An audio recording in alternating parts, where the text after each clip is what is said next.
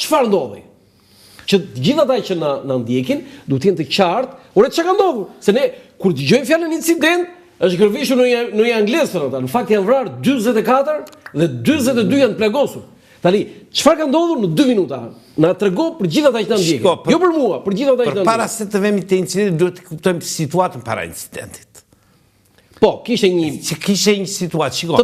Të tensionuar. Greqia ishte në situatë në luftë civile. Komunistët ishin duke marrë pushtetin, po në këtë periudhë. Vendet si Bullgaria, Shqipëria, Jugoslavia ndihmonin komunistët të drejtuar nga Bashkimi Sovjetik. Shqipëria dhe Greqia ishin në gjendje lufte, jo vetëm për shkak të ligjit luftës të vitit 1940, po dhe situata në teren ishte tepër luftarake. Kishte incidente kufitare për ditë, jo nga 1 dhe 2, po incidente kufitare të shpeshta. Forcat angleze, pra në situatën që ishim, Marina Britanike ishte dislokuar në Korfuz, në Greqi. Pra që do thotë, në këtë situatë... Pse ishte atje? Ishte që mbas luftës 2, mbas fitimit luftës 2... Pse nuk që ikur, mbaroj? Sepse Greqia në marrëveshjen e Jaltës ishte pjesë e Perëndimit. Po çdo dhe Britania tu, le të ishte Perëndimi. Po mirë, po Greqia është një nga pikat më interesante ose një nga interesat më të mëdha të Britanisë strategjik në mesdhe, që është Greqia, Malta dhe Kiprua. Dhe Gibraltari. Dhe ndërkohë dhe ne, Jugoslavia ishte këmbkryq në Shqipëri. Këmbkryq në Shqipëri dhe këtë do ta shijojmë mbrapa që si ndodhi incidenti. Po prit, jo, kjo situata. Shqipëria ishte duke aneksuar. Nuk u vendosën marrëdhënie me Britaninë. Jo, Shqipëria nuk vendosi marrëdhënie, por ata e njohin qeverinë shqiptare dhe në mars të vitit 46 marrëdhëniet u shkëputën për shkak të mos pranimit të kthimit të generalit të kolonelit të majorit Smith. Po më ka një histori në fakt. Tjetër, nuk u vendosën marrëdhënie me amerikanët, me Shtetet Bashkuara të Amerikës dhe u dobua misioni këtu. Pra, në ndodhi incidenti 15 majit, kishin ikur dhe Amerikanët dhe Britanikët nga Shqipëria. Jo, Amerikanët jo të gjithë, kishte ikur vetëm një pjesë dhe kishte ikur... Ose ishin thyer keq marrëdhënie. Po pastaj në tetor kanë ikur Amerikanët. Ishin thyer... Tani, për 2 minuta na tregon çfarë ndodhi. Në këtë situatë, si zakonisht, siç ndodhte rëndomt, anijet britanike lëviznin nga Korfuzi dhe dilnin në Jonin Verior. Mirë po. Jo, ma shpjegoj këtë, pse dilin në Jonin Verior? Sepse kryenin veprime. Ku shkonin ata në Jonin Verior? Kryenin veprime, patrullime, venin bën port vizita, bënin çminime, sepse duhet kuptojmë që mbas luftës 2 botërore, i gjithë deti adriatik ishte pothuajse i minuar.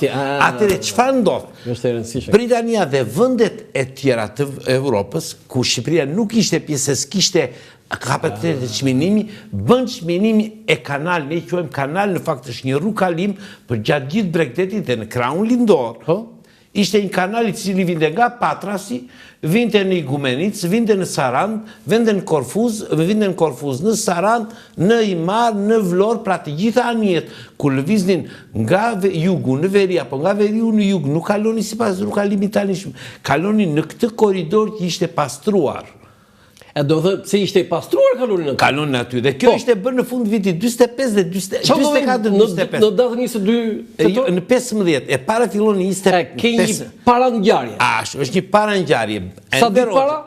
15 maj 26. Ka ndodhur shumë para? Po, ka ndodhur Enver, me thënë qeveria shqiptare dha urdhër të goditen 2 anije britanike që kalonin rutinë. E dha vetë Enveri urdhër? Pa diskutim. Si?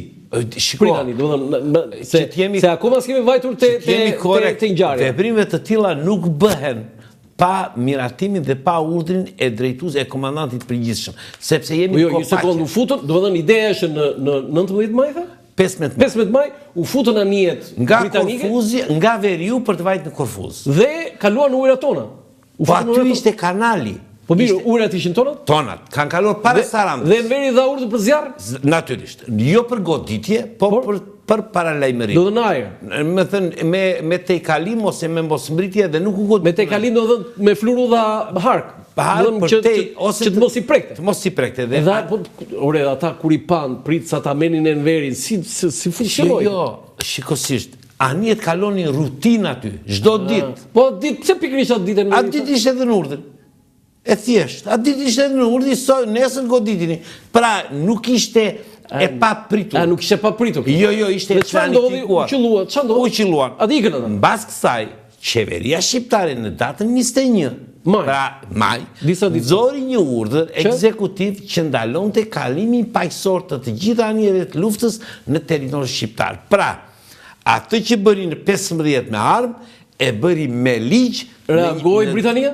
Natyrisht. Sepse kjo ishte një ulje hunde, ishte një e Britanisë së madhe, fuqisë më të madhe detare, deri në atë periudhë, të paktën për gati 3. Ja mblodhi me vërtetën veri? Tashti ata reaguan, filluan lëvizje diplomatike, letrat me njëra tjetrën, që qeverin shqiptare akuzoi që kishte vepruar në kundërshtim me drejtin ndërkombëtar. Kush e nxiste Enverin të bënte këtë?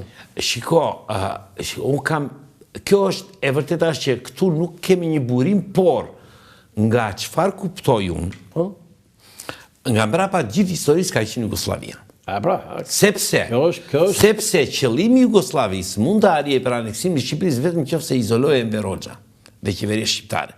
Ata nga Stalini e kishin izoluar, sepse Stalini e kishte dhënë viston që Shqipëria ishte kontaktet me Shqipërinë i bante vetëm nëpërmjet Jugosllavisë. Dhe e vetmja nën sqetullën e Jugosllavisë dhe e vetmja rruga tjetër e izolimit ishte perëndimi. Dhe incidenti ose situata e distaconte Shqipërinë dhe izolonte plotësisht si nga lindja dhe